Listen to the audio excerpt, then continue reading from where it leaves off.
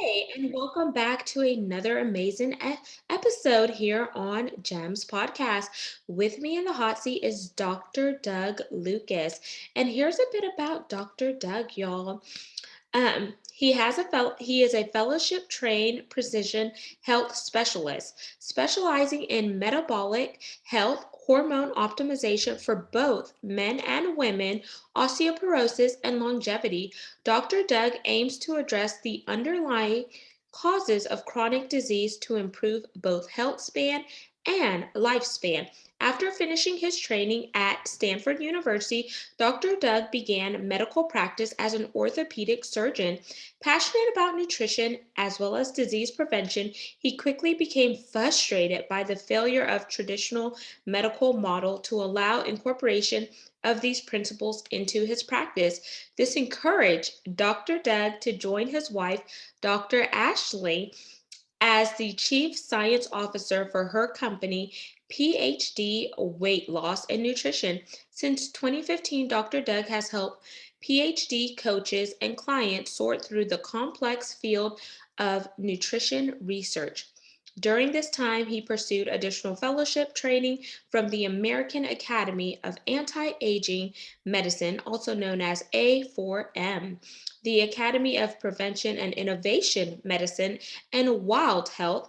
His passion is to work with patients looking to optimize their health through a customized approach based on genetic data, extensive evaluation, and in depth lifestyle examination.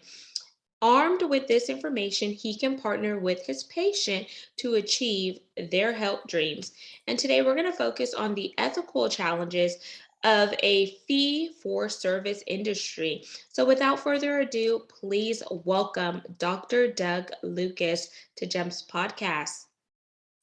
Thank you so much. Really appreciate being here. My pleasure, Dr. Doug. And before we dive into your passion and your subject matter expertise, I definitely want the audience to be able to connect with you a little bit more on a personal level. And I like to do so by giving you two options. The first one is we could break the ice up front, or we could play a rapid fire 10 question game. What are you in the mood for? Wow, that's intimidating. Let's break the ice up front. Okay, we're breaking the ice with Dr. Doug and Genesis. So here we go. Here's the question, and listen carefully. So, I want you to share something crazy that you have done in your life or a fun and interesting fact about yourself. Wow, let's go fun and interesting fact. So my training, I could do both, but so my before my medical training, I was a professional ballet dancer, and my undergraduate degree is in fine arts with ballet performance. Seriously? Okay, so Yeah. what made you select that at first before medical school? Because I would have never guessed that.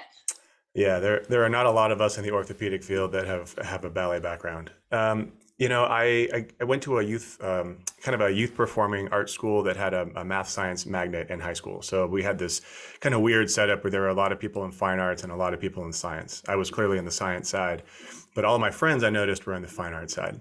So as I got into college, I kept gravitating that direction, and then I had an injury to my knee that required some kind of awkward physical therapy. And at the time, I was dating a dancer, and she said, "Oh, well, that's perfect you should be doing this in the ballet studio." And so I went in and took my first class, and it sort of just spiraled from there. Oh, nice. Thank you for sharing that. That is definitely a fun and interesting fact. So, Dr. Doug, we're going to segue into our meat and potatoes of the segment, which is ethical challenges, because I know from just being a patient advocate for my father, especially in the height of the pandemic, there were a lot of people who went through horrendous things in the medical field because the hospital was overpopulated with patients and understaffed with physicians, nurses, CNAs, and etc. So some people felt like all of the ethics that were supposed to be practiced were not being practiced, and whenever they tried to have a conversation with their physician to see it as a partnership, they just weren't being heard in the way that they felt. So I want you to just explain to us what some of the ethical challenges you see being a physician and as well as, the patient side, because I know even though you're a physician, you're also a patient too when you go to your own physician. Yeah, absolutely. It's such an important topic, and an area where I've struggled as a physician, and I know a lot of my peers who kind of lead from the heart and have very strong integrity also struggle because the system is really has progressed and developed over the last several decades into a system that is it's pretty much purely about finances. And I say that carefully because we always say, patient first, patient first, patient first. But if you look at the way that the system is set up, it is driven by the concept of disease care, and I'll talk about that. But ultimately, most systems are set up to generate income, and that comes from the top of the hospital. It comes from the physician practices that need to generate money to stay in practice. I mean, they have to stay open. Reduced reimbursement by insurance companies, and then insurance companies, which ultimately are beholden to their investors and not to the patient. So everything that's been created over the last several decades has really driven toward fee for service, procedure driven income, and not about prevention and patient care, A- sadly. Absolutely. And I could 100% agree to it, because I'll just share a brief story. So, when my father walked into the hospital in May of 2020 for his blood sugar levels being elevated, 3 days later, we found out that my father was paralyzed from the waist down. I asked if he had a stroke. They denied it, but it wasn't until we got to a rehab facility where they told me that my father did have a stroke and it went undetected, or they just did not disclose it. So, just fast forwarding, other complications came from that. And then they called me one day on the phone, like just alarming me. Hey, you need to come here because your father needs emergency neck surgery. I'm like, neck surgery? Why does he need neck surgery? And then at the time, I wasn't thinking, because I was just trying to do what's best for my father, and I did not want him to, like, suffer or prolong any care or whatever. And then that's when my uncle told me, well, that surgery is like a $40,000 surgery, and that wasn't necessarily a need. And I was like, how am I supposed to know? I don't work in the medical field. My background's oil and gas, supply chain, logistics. And I Right. said, wow. And then whenever you look at certain things like after the fact, and I got the bill, my father's bill went from like over $50,000 to $979 whenever I like literally went through the bill and redlined it and did not agree with some of the things. And I called the billing department, and I'm like, it's kind of ironic and funny that you go from over $50,000 to $979. And I told him I'm not paying this because the treatment that he got was not suitable. And I even had to go up against the board of Texas. I went to Keypro, and then all of a sudden that bill became $0. And I tell people, if you don't know how to advocate for yourself, if you don't ask questions and different stuff, you're going to feel forced to take certain medications because big pharma is pushing those drugs on physicians. Physicians obviously have to, give the samples or offload those to the patient. Then you'll get side effects. Then you're popping another pill. So it's like you're a walking pill popping zombie when there could be other natural remedies and modalities that can help you. Yeah. Yeah. Well, I'm sorry you went through that, and I'm sorry for your loss. That's always challenging, especially when it comes with so much. There's so much uncertainty. Why did it happen? How did it happen? Could you have done anything to prevent it? And it's such a struggle as our healthcare system gets more and more complex. It's hard even as a physician. We're getting so subspecialized. For me to even know what's going on, in the ICU, or for me to know what's going on the inpatient side of a hospital when I'm almost exclusively outpatient. So as a patient, I think it's really impossible to be able to understand, what care is really needed. The whole concept of informed consent, that a physician can tell you in 30 seconds or less all the risks and benefits of this neck surgery that your dad supposedly needed. It's very challenging from a physician perspective to even try to have that conversation. And let me just be clear too, the majority of physicians and nurses and everybody in the hospital, they're generally there because they're great people and they want to help people. It's the system and the way that the system is developed that puts us in these very, very awkward positions, to have to make these very challenging ethical decisions around, do we do surgery? Do we not? Can I talk to somebody about lifestyle in the 3 minutes that I have to talk to them versus, they will actually get better if I just prescribe them a medication, maybe, but there's possible risks. it's a very, very challenging situation to get in. And that's why I made this split from the traditional healthcare model to be able to spend time with people and to help explain these things. So, Dr. Doug, whenever you were getting ready to make that split, to really go over into the holistic, the natural, and maybe, I don't know if you would say integrative medicine, do you practice any of that? Yeah, I struggled really, I really struggled to find the right word for what I wanted to do because I wanted to go into a space where I could spend more time with patients, where I could order the tests that I thought were appropriate. And that's, blood tests that are, could traditionally be ordered, but insurance may not pay for, but also functional tests, things like gut testing, things like DNA, genetics, the things that we never know if insurance is going to pay for it until you order it. And then if they don't pay for it, it costs patients an arm and a leg because they're paying insurance rates rather than cash rates. And so yes, integrative is a word that works because I'm certainly integrated between functional and traditional and all kinds of things. But it's not just functional medicine. It's not just precision medicine, which is genetics. I call it health optimization because I can't find a better word. But yeah, but it's tough, and that makes it very tough for patients to find where to go. What do you even search? What are the Google terms? I don't know. Yeah. So what was the catalyst like that you experienced personally that led you to make this transition professionally? Because there had to be a specific moment where you just said, you know what, I'm just done with this and I'm ready to just follow my intuition and my gut instinct and really do what I want because I know it's going to help with that patient's longevity and their overall quality of life. Yeah, there was actually one patient very clearly that I remembered that was a turning point for me. So this was a patient, this gentleman, a diabetic patient that was struggling with bad blood sugar. Sounds like you're familiar with that story. Um, and when I was in training, I was kind of taught that if these patients, if they would just follow instructions, then their blood sugar would be controlled. That's how I was trained, and that's what the medical doctors said. If they just take the insulin and the oral drugs and they eat the way they're supposed to, their blood sugar will be controlled. So when I saw patients that had out of control blood sugar, and as a surgeon, I'm doing things like amputations and nasty stuff that we don't want to talk about. Um, I always just had this thought like, gosh, these patients are just not taking care of themselves. This guy was one of the patients, and ended up being of many. But after talking to him quite a bit after amputating his leg, I talked to him quite a bit, and he was following all the instructions. He was taking all the medications. He was on the insulin. And when I realized that, gosh, these patients are actually, a lot of them are being compliant. Maybe it's not them, maybe it's the recommendations. And then working with my wife and the nutrition side and realizing that, diabetes in particular is a great example where it's really shouldn't be considered a medical problem. It's a nutrition problem. And if it's approached from a nutrition perspective, it can not only get better, it can go completely into remission.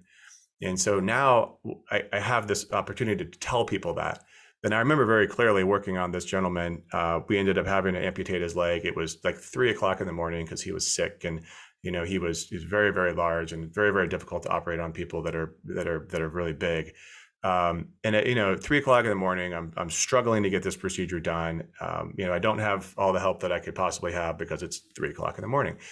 And I remember, doing this case and talking to this guy and just thinking, I'm on the wrong side of this thing. I really, my talent is in having this discussion with the patient after surgery, sitting down with him, talking about nutrition, rather than being in the operating room and struggling to save his life, which is valuable. But yeah, that was really a turning point for me where I said, I gotta do what I need to do to make this shift.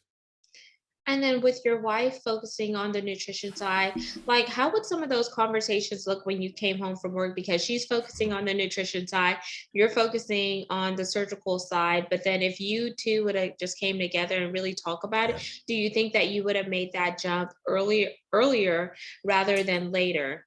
Yeah, I mean, when she first told me that she was, initially we said reversing diabetes, which I think isn't the right word, but when we first started to talk about reversing diabetes, I told her, I said, you're wrong. Like that doesn't happen. I'm trained. I'm a doctor. I'm trained in this. I know that you can't reverse diabetes.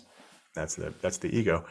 And and then she showed me, over and over and over again, these patients they're letting go of all their oral medications. They're stopped, their insulin needs are decreasing and then gone. blood pressure medication's gone. I mean, all this stuff happening, boom, boom, boom. And I'm just thinking, wow, like, okay, so maybe these patients, can heal. And then if they do, then they don't need my services, from a diabetic perspective, at least. And that's really motivating. But yet most people don't go down that pathway. And a lot of people don't know that it exists. It's one of the topics I love talking about, because there are so many diabetic, pre-diabetic people. And I mean, it's actually statistically, people that don't have prediabetes or diabetes are in the minority in our country as an adult, which is crazy. Absolutely. And I would say like this is where genetic testing will come into play, because if you know that your mother, your father, or someone in their lineage suffered with diabetes, if they start doing preventative measures and testing you ahead of time before you get to the stage where you're classified as pre-diabetic or you have diabetes, then we could look at ways to mitigate it just so you could have the health optimization that you now focus on. But sometimes people Right. don't even ask those questions. And another thing, I'm a big supporter for lupus, since I lost my little cousin to that at the age of 20. And they don't always do certain blood types unless you present certain symptoms. And with lupus, it's very hard to detect. Sometimes people get misdiagnosed. They think that it's fibromyalgia or rheumatoid arthritis or other forms, until later on you get to a certain stage where that stage it's hard to mitigate that, because you have already been having certain symptoms over time. Your hormones are out of balance, your blood levels are uncontrollable. Then they're putting you on these steroids and all these other medications to try to help you just cope with it. And I know one of the things you specialize on, Dr. Doug, is the hyper specialization of the medical industry as a whole, and how it prevents global patient consideration and likely mismanagement, which is what led you into that world of optimization. Like, let's optimize everything. Let's look at Right. everything from a holistic thing. And I think nowadays everything is so specialized, and people who are going through certain things, they don't just have one doctor. You have a nephrologist, you have a cardiologist, you have a rheumatoid doctor, you have a nutritionist, you have so many different things. And it's so much different information. But if there was like a one-stop shop where everyone would kind of intersect and talk to each other to find out what is the best plan based on your blood type, your physical activity, your genetics, and all of that, I think that would be the best way for that individual. But obviously, I didn't go to medical school. I went to Right, so but you're right on. You're right on. And it's so tough, because the reality is that we do need all those people. Like I am not a nephrologist, and I would never pretend to be one, and I'm not as smart as one, and I don't know the kidney like a nephrologist knows the kidney. Same thing. Like we need heart surgeons, we need pulmonary docs, we need ICU we need all of these subspecialists, and we need them to love what they do. I think is a really important thing. But we also need to set them up for success, so that they're not just trying to manage this, metabolic train wreck from a single specialty. And that's what happens so often, is that if you're not in a good system, and most systems aren't good systems, if you're not in a good system that has good communication between specialists, it's really, really tough, because whoever you're visiting kind of has to manage all of it, and they're not trained in it. They don't know how to do it. And so our system has really evolved into that, because what used to be the catch-all was the primary care doc, right? The primary care doc used to have enough information about everything so that they could sort of help people navigate the system. That's really kind of gone away, because the primary care visits, especially on an insurance model, they're so short that they can't spend the time to figure out what's going on. They can't, they literally have either 7 minutes, potentially 5 minutes, maybe even less, to open the chart, which is usually slow. These cumbrous, electronic medical records, they're very slow to get into, figure out what's going on, go in and talk to the patient, actually touch them, do an exam, have a conversation, and then document again in this like cumbersome, onerous chart. That takes, I mean, it can take 7 minutes just to document on a patient, and you only have 5 minutes to see the patient. So to expect that a primary care doc is going to be able to help you navigate the system, I think is lost. I don't think it can happen anymore. That's not their fault. It's the way that the system has sort of become this just massive, cumbersome thing.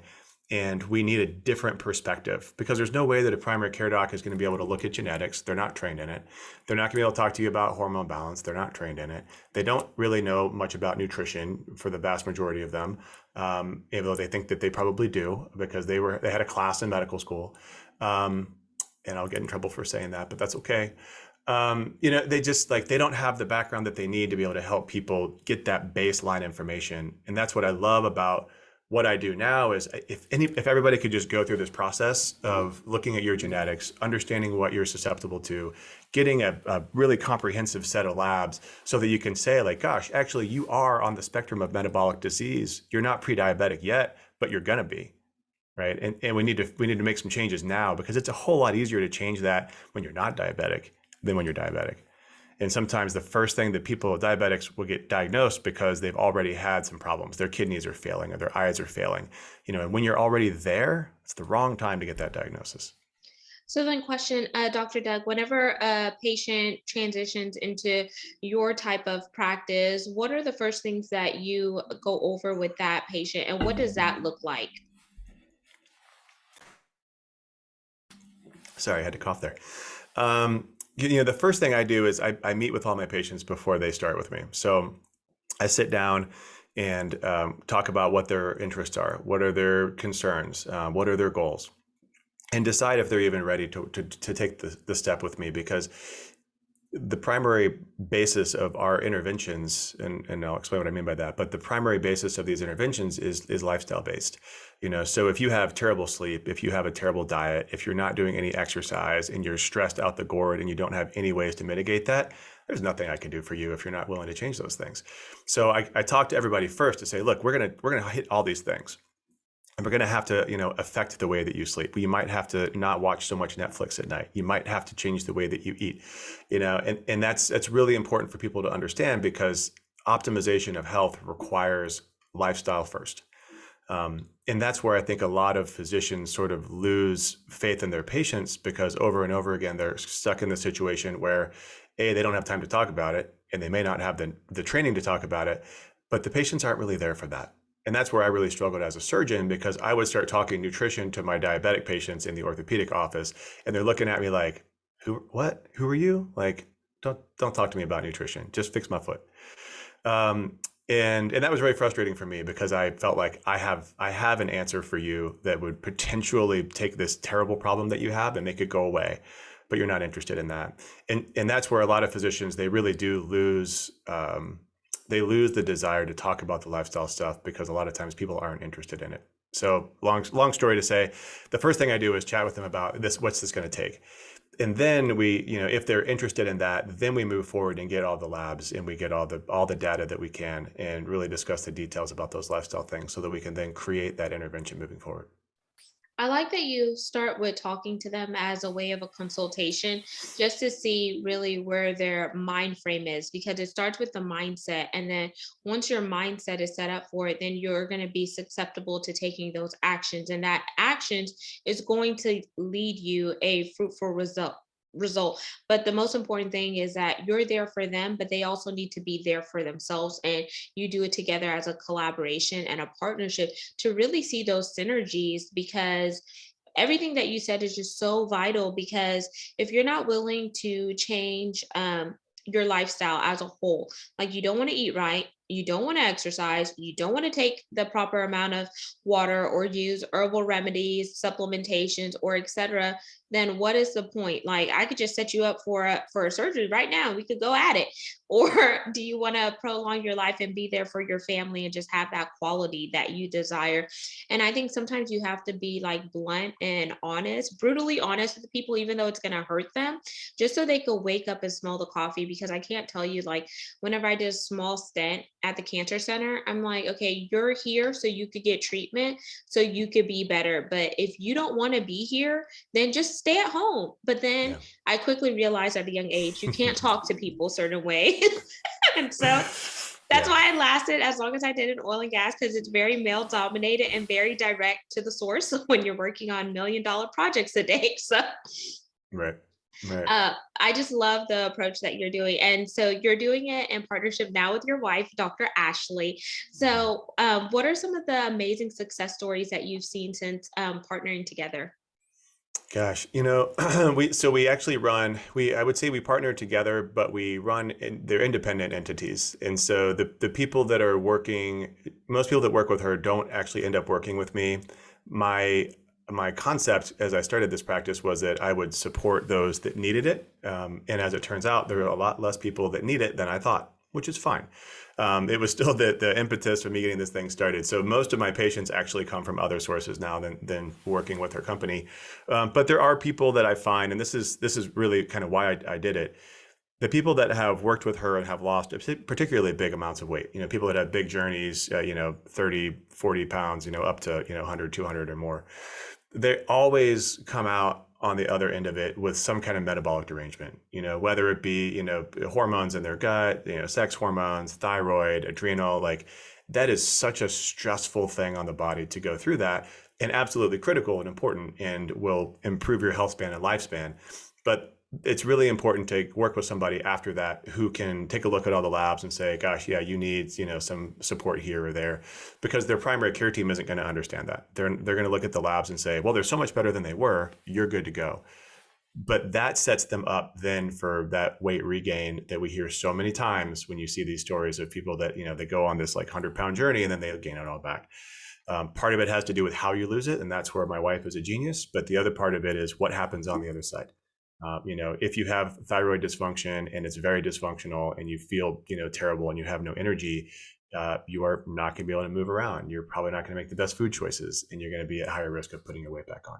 So Mm. that, I have some patients that have gone through that, and we're able to catch those things and turn them around so that they can then participate in the maintenance program and then be successful. So that's why I did it. I just have less of those patients than I thought I would. This is awesome and so much knowledge that you've shared. Is there anything else you want to share that I may not have asked before we jump into the call to action, Dr. Doug? Yeah, I think the one thing I would like to emphasize with your listeners is you really do have to be an advocate for yourself. Like you said, our system is not designed with the patient in mind for the most part, and you have to always go into it with that perspective to say, okay, I have a problem. I'm seeing this professional who I think has the right training. They've told me this thing, but then take that thing and educate yourself. Dr. Google is maybe not the best resource, but it is an abundant resource. And it does have a lot of information. And, some doctors don't like it when their patients come in with things printed out from the internet or whatever. I totally support it. And it takes more time, and I get that. But, let's work through these things so that you're comfortable. Because if you're not comfortable with the treatment plan, you're not going to do it. And always get a second opinion. And again, this burdens the system, and people hate me for saying this, but if you are going to a surgeon and they recommend a surgery, get a second opinion, because remember that surgeons get paid to operate. And I'm not saying this to say that all surgeons are operating out of greed and that they're doing unnecessary surgery, but there is a certain amount of humanness in all people. And if you are a surgeon, as I am and was professionally, if all you have is a hammer, all you see is a nail. And I hate that cliche, but it's true. Amazing. And thank you for sharing that. And let's jump into our call to action, Dr. Doug. What do you want the audience to gravitate to? And then afterwards, I want you to plug your website and where they could primarily connect with you on social media platforms. Yeah, absolutely. So, the best way to reach out to us is either through our website or our email. Our email is hello@ohhmd, like the credentials, medicaldoctor.com. Our website is optimalhumanhealth.com. And that's where you can read our blogs. We're putting out weekly content about health optimization. We've been on a gut streak lately, which isn't sexy, but a lot of people have that problem. So we felt like we needed to get it out there. On social, I'm most active on Instagram, and we post all those things on Facebook. And for me, it's Dr._Doug Lucas. And the practice is optimal_human_health. And so we different content for each one of those. And then, Dr. Doug, is there a specific call to action that you want to challenge the audience to gravitate to besides being a advocate for themselves and really taking their health their health and control, because you only have one body and your body is your temple. So why not pay attention to when your body is speaking to you? Yeah. Yeah. Gosh, I think that the biggest thing that people can do is to take a quick look at their sleep. It's something that I see universally across the board. I'd say 99% of the people that come into my practice, the first thing we do is say, we should probably improve your sleep. And just remember that as humans, we require 8 to 9 hours of actual sleep, which means potentially 9 to 10 hours in bed. And if you don't have good quality sleep, it could potentially be longer than that. And if you think that you're doing great with less than that, you're fooling yourself, because there are some genetic variants that can help people to have shorter sleep needs, but we're talking shorter by a few minutes, not by an hour, definitely not by 2 hours. So yeah, that's the number one thing, because you will solve a lot of problems if you just fix the sleep. Ouch. That pricked me, y'all. I need to work better work on my sleep, but it's hard to sleep when you're almost in your third trimester. So thank you so much, Dr. Doug, for just coming on and sharing your wisdom, knowledge, and insight with the community.